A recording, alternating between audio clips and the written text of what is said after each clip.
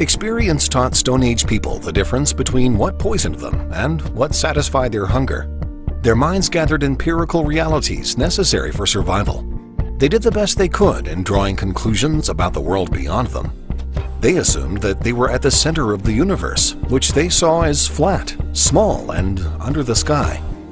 They called themselves the people, and thought that strangers were creatures of another sort, less human than they. They believed that if they ate the flesh of a strong beast, they might acquire its spirit. Or, if they ate a portion of the body of a leader who had died, they might acquire his special qualities. They assumed that the sun and moon they saw moving across the sky were animate beings. A face of a dead person they knew and recognized in the peculiar shapes on the face of a rock was associated with the living spirit of that person dwelling within that rock.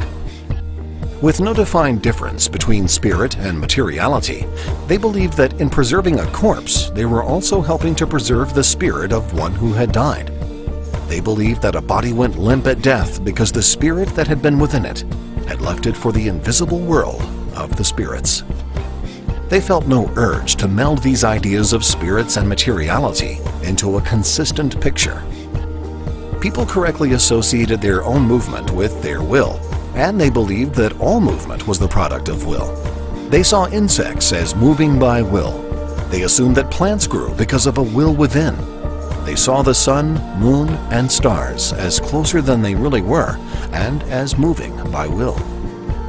For Stone Age people, will was spirit, and they saw the world as filled with many spirits, or to use another word, gods. They saw gods within everything that moved. There was a god within the wind and another god within the rivers. A god in the ocean made the waters rush to the beach and then retreat. The sun was a god. They saw their reflection in water and believed that what they were seeing was their spirit. People attributed much that happened to the spirits and to magic. Lightning, thunder, rain, the tides, procreation, and fire were all magic. And fire was not only a product of magic, it was a manifestation of spirit. Their view of the world came to them with invented stories. These were stories that were told and accepted without recognition of a difference between fact and fantasy.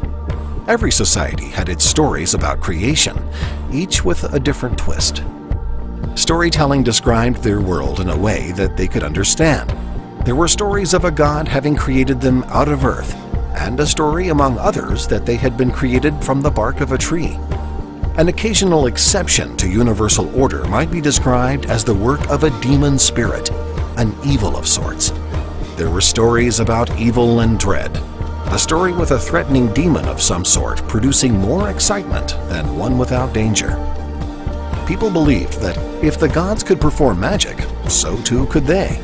The earliest form of religious ritual was an attempt at magic through imitation, such as painting a face on the belly of a pregnant woman in hope that the magic of the drawing would encourage birth. Hunter-gatherers were trying to get by rather than to change their world. They tended to believe the world would always be as the gods had made it. They had no sense of social progress or image of humanity's capabilities beyond their abilities.